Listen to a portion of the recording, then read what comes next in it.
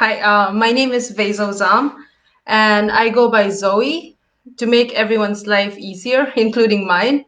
I'm from Kangpopi, Manipur, and I'm a chef based in Warsaw, Poland.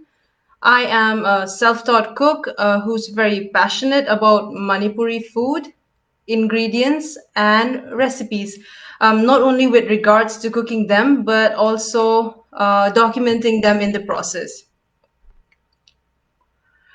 Today, I will be doing a very basic introduction to Manipuri cuisine and demystifying this highly underrated regional cuisine to give you a better understanding, clear out some misconceptions, and hopefully encourage you to explore Manipuri cuisine. And first and foremost, I am grateful to Delhi Food Walks for this opportunity, for giving me this opportunity to talk about my favorite cuisine on their platform.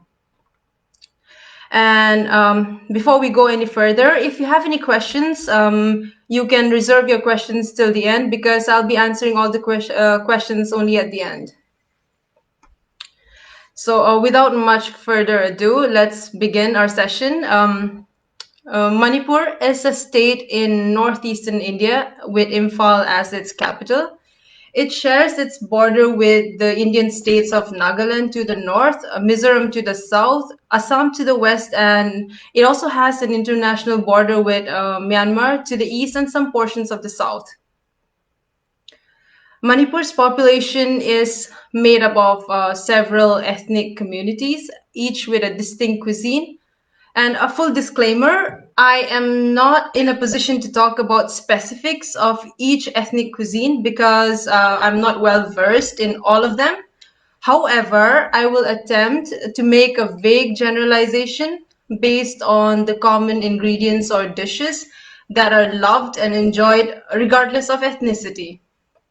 And for the most part, I'll be using English, but I'll be also using Meitei, some words in Meitei or and Thado Kuki language to describe some of the ingredients and dishes because these are the only two ethnic languages of Manipur that I know. So Manipuri cuisine has no specific flavor. It is rather a combination of different elements of flavors and aroma. Some ingredients are more intense than the other, but an average meal has a good balance of taste and texture, of spicy, bitter, umami, fresh, pungent, etc. You will find umami elements from fermented foods such as fishes, soya beans, and mustard leaves, etc., and freshness and crunch from raw veggies and brothy stews or steamed veggies, and also bitterness from some veggies and spiciness from chilies. And we do love our chilies in Manipur. It's like we take our love for heat to the next level. So, Manipuri cuisine relies heavily on fresh ingredients, but at the same time, we have ingredients that are preserved either by smoking or sun drying and fermented. Several seasonal vegetables are either sun-dried or smoked, and those can be quickly rehydrated by soaking them in water before cooking. Meat and fishes are also sun-dried and smoked, and these go on to flavor stews and broths. The most popular fermented foods are a type of fermented fish called ngari. You have to acquire a taste for it if you're new to it. But if you are if you are from a family or a community that is completely used to it, so you cannot imagine some of the dishes without ngari, which is fermented fish. And also, we ferment some forage plants like bamboo shoot and with ngari and bamboo shoot, one of the best thing is this is one of the ingredient that binds the entire ethnic community of Manipur because each community has a version of their own. I mean, not with ngari, but with bamboo shoot. Ngari is a predominantly Meitei ingredient, but it is used liberally by everyone. And also we have other form of fermentations like sattu, which is fermented lard. And this is used for flavoring stews and broths. And also we have another type of a popular fermented item called ankamtu, which is basically fermented mustard leaves. Mustard greens are boiled down and reduced to a paste, then fermented, and it's usually used as a spicy side dish. Like it's usually pestled in a mortar and pestle with chilies, either smoked or fresh, and it's usually eaten on the side when eating a whole meal. And Manipuri cuisine is also very big on nose to tail dining. It has been our way of life even before it was the in thing to do. Be it fish or meat, we cook every part of it with minimal wastage. It's one of the things that I'm very proud about. But what it lacks in visual, it more than makes up for it in taste. Some of the best examples of nose-to-tail dishes are ngarinka kangho, which is a stir-fried fish offal dish, primarily made by the Meitei community, but it has also been adapted by some of the tribal communities. And with regards to nose-to-tail dishes of the tribal communities of Manipur, I think the one that stands out maximum is blood sausages. I think it is one of my favorite sausages ever that I've ever eaten. I'm being a little biased, but I can't help it. I really, really like blood sausages. And the most important ingredient across communities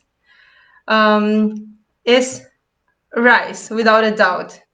The word for cooked rice, like chak in Meitei or bu in Kuki, is also used to describe a whole meal.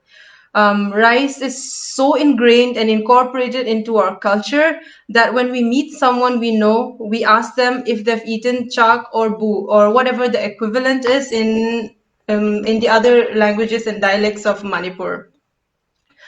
Almost every conversation starts this way, even over the phone, regardless of time. Well, basically, people in Manipur love to talk about food, ingredients, and recipes. This is not based on any scientific research. It is based on years of my habitual eavesdropping in public. And there is a Facebook page called Chakum, which is a native word for kitchen. I have not seen a more passionate group of home cooks anywhere. People post their full meals, their snacks, indigenous ingredients, new recipes, and are often very critical of each other's cooking. And there's a sense of competitiveness in this among these home cooks from Manipur. But basically, my point is like this Facebook page goes on to prove my point about an average Manipuri person's love for food. There are two major meals eaten in a day, which are lunch and dinner, and both meals must always have rice, unless there is dietary restrictions for medical reason. I'm not making this up, but for most Manipuris, a meal without rice is unfathomable. It's not considered a full meal. So a basic meal for lunch or dinner will consist of rice, a spicy dish, and something with gravy or broth to eat the rice with. Some people eat more elaborate meals every day, depending on their economical status. And also, I think most importantly, it's dependent on the enthusiasm of the designated cook. The most popular dishes to eat with rice are curries. It could be with fish, poultry, red meat, or even vegetables. Every family have a recipe of their own, but generally it's cooked using a lot of aromatic herbs and some Indian spices. What differentiates it from mainland Indian curries? for a lack of better word, is the intensity of the indigenous aromatic herbs and the amount of dried spices like cumin and corianders that are used, because it is more subtle, especially in home style cooking. As usual, when you eat out, the spices are more used more liberally. So there's the differences is just with the amount of spices when eating out, and also and when you're eating in. Second is iromba. Iromba is a dish made by mashing cooked seasonal vegetables and flavoring it with ngari, a type of fermented fish that I've mentioned over and over again, and there will be some more mentions after. It is because it is indispensable to Manipuri cuisine, and the ngari is mixed with dried hot chilies or ghost pepper, either dried or fresh. And all when after all ingredients are mashed, it is garnished with aromatic herbs like fish mint, hot mint, coriander, etc. And the consistency of this dish varies from home to home. The dish is commonly eaten among all communities in Manipur, and I have even seen people from the neighboring states make iromba because it is that good despite its simplicity. And just talking about it makes me want to eat it. Who knows, after this live session, I might just head out to my kitchen and make myself some iromba. And the third one would be Singju. I mean, what can I tell you about Singju except that it is a must try. It is a spicy salad that deserves a place in mainstream culinary discourse because there's simply nothing quite like it. And this shouldn't come as a surprise that it has a cult following even outside Manipur. Well, there are basically two versions of this dish: a simple home style version and a more elaborate street style version, if I may. Ingredients can range from green papayas, water spinach, cabbage, water dropwort, tender lotus leaves, lotus roots, banana blossoms, etc. Well, basically, any veggie that can be eaten raw. To our credit, in Manipur, we eat a lot of veggies raw, provided there is a spicy dip to go with it. So the street style version of Singzu has more ingredients and is more elaborate, like I've mentioned, with the addition of toasted and pounded perilla seeds, cooked dried yellow peas or rice beans.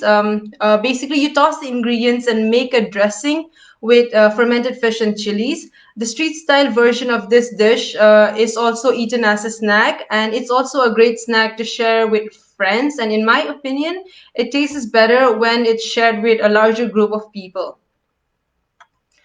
And fourth is something called mekang or samthong. It's a type of brothy stew with seasonal veggies that can be fully vegan, or you can even use dried fishes or smoked meat to flavor the broth. But don't let this simple sounding dish fool you, because despite the fact that this dish uses a very simple technique, by basically throwing in all ingredients to a pot of boiling water and cooking till they're done. The relatively simple technique helps retain the freshness of the ingredients and makes this an everyday meal that's both delicious and nutritious. And the fifth would be a type of rice porridge that is that every community of Manipur have a version of. My favorite version is called mepo. It is basically vegetables or cooked with meat or without meat, or fresh meat, cooked with broken rice to a silky texture, which is to be eaten with rice. It might sound outrageous to eat rice with rice, but I've already told you how much we love rice, so this shouldn't come as a surprise.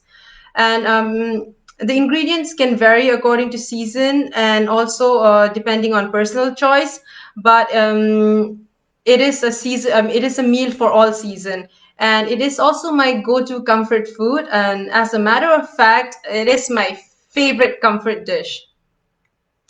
And the sixth is kang shoy. This one is a light veggie stew with the broth flavored with onion, garlic, and sometimes ginger, and other herbs like hooker chives, garlic chives, and fermented fish. Well, the umami on this dish is next level. This dish also exemplifies how Manipuri cuisine is able to draw maximum flavors out of very simple techniques. And seventh is kang ho. This is a stir-fried dish with veggies, garlic chives, usually made on the side for simpler dishes like kang shoy or mekang or chamthong. Anyways, these are some of the most popular dishes in Manipuri cuisine eaten as dinner or lunch. There are several other dishes that we do not have time to delve into today, but you can follow my Instagram at cookie.jar for recipes and information about several other dishes from Manipuri cuisine. Now, let's talk about snacks and desserts. One of the most popular dessert is a kheer made with indigenous black rice that recently got a GI tag. The addition of black rice to kheer has always been around in Manipur for at least over a century, and it's definitely not a recent creative invention as it was claimed by a chef in Delhi. Um, I will delve more on this later. It is also back to dessert. It is very common to eat fruits with salt and chilies in Manipur after a meal. So does that count as dessert? Maybe. I think it does. If some indigenous fruits that I have no English ID for, and common fruits like pineapple, green mangoes, lemon, pomelo, etc., are always eaten dipped with salt and chili powder. And let me tell you now, you haven't eaten a pineapple till you've tasted a Manipuri pineapple. They're tiny and so aromatic, they almost fit in the palm of your hand. But once you've eaten a Manipuri pineapple, nothing is ever going to be good enough. Well, I'm just dreaming of pineapples and on the verge of straying off topic. So I'll get back on track and continue talking about snacks, savory ones specifically. So most of the Manipuri savory snacks are vegan, with the exception of Singju. Some of the most popular savory snacks are bora. Um, it's a type of fritter with chickpea flour.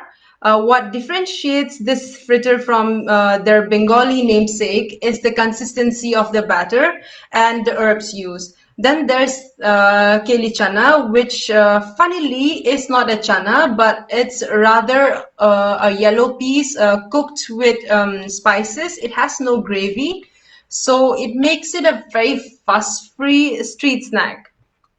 And it would be very safe to call the combination of Singju, Bora, and Keli Chana as the trifecta of Manipuri savory snacks. And one other very cool snack that can be eaten with rice or on their own is a baked savory dish called paknam or nganam. So basically, there can be a vegan version or a version with fish.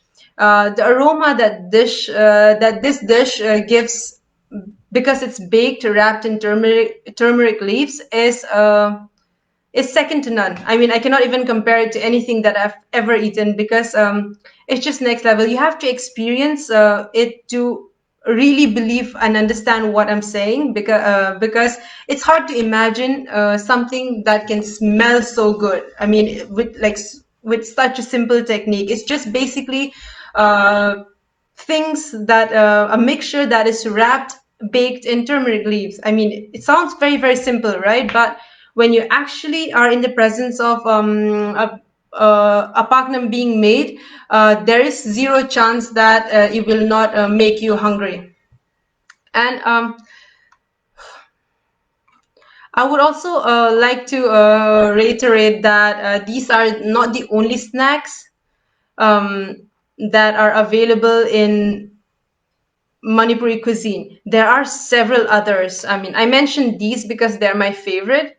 And now let's get to beverage. it would be safe to say that the most common beverage is tea, either just a plain black tea or with added lemon or sugar, and also with milk. And then there are fruit juices. I think this is individuals' choice. And Manipur is a dry state, but there are communities dedicated to brewing rice-based alcoholic drinks such as Sigma U and rice beer, known as Atingba. And when it's brewed right, and it's when it is quite a very quite a refreshing drink. I haven't had it in a long time, but I remember when I was younger. Drinking Atingba, it gives you a high that is like very difficult to bear. You know, it makes your head heavy, but also it's in the past. Let's not delve on that. And so now to clear some misconceptions about the cuisine. Um, Contrary to popular belief, Manipur cuisine is very vegan and vegetarian friendly. I mean, we do love our meats and fishes, but I just wanted to let everyone know that there are plenty of plant-based options. And second, when it comes to momo and chow mein, I mean, just no. It is not our traditional staple food. They are very popular, but these food came to us in the late 90s, most likely in the late 90s, and it's one of the most popular street foods, but it isn't intrinsic to our culture. And we do not eat momo and chow mein for breakfast, lunch, and dinner. And I do know some people who might be more than willing to eat that as 3 times a day, but that's definitely not something that is Manipuri. And the third one is that I often hear people talk about how inaccessible Manipuri food is to people outside Manipur. Well, there are plenty of recipes that you can make wherever you are with ingredients readily available in most places. And I do give out recipes on my Instagram at cookie.jar. But if you happen to live in New Delhi and can't be bothered to cook, there's a great place in Humayunpur called the Categorical Eat Farm that delivers the best Manipuri food in Delhi. I think they're currently delivering via Zomato, and please check them out. It's called the Categorical Eat Farm. Now, last but not the least, here are some of the things that you need to keep in mind with Manipuri cuisine, and actually any cuisine for that matter. One is do not discriminate someone based on their eating habits, and two, do not exoticize ethnic cuisine. I mean, it does more harm than good. I mean, it's 2020. Stop making a spectacle out of our ingredients and food habits. They are part of our normal diet. And also, this is a call to fellow chefs and food bloggers from Manipur to not perpetuate this. I myself have done it in the past, and I realize now that it's wrong, and that's the reason why I'm sharing it. Especially, we all have, we always get a chance to be better with what we put out, with the kind of content that we put out. And the third, this is very important and very close to my heart. When you cook a recipe that is intrinsically Manipuri, please give credit where it's due. I mean, you don't lose anything by giving credit, but when you take full credit, it takes away ownership for the marginalized, because for a lot of us, food is an important part of our identity. And number four, keep an open mind and explore, because food is one good way to bridge a cultural divide. That's all the time we have for today. Thank you everyone for joining me. I hope you learned something from it. And if you have any more questions, you can write to me on my Instagram or my Facebook page. That is cookie.jar. But thank you everyone. Bye-bye.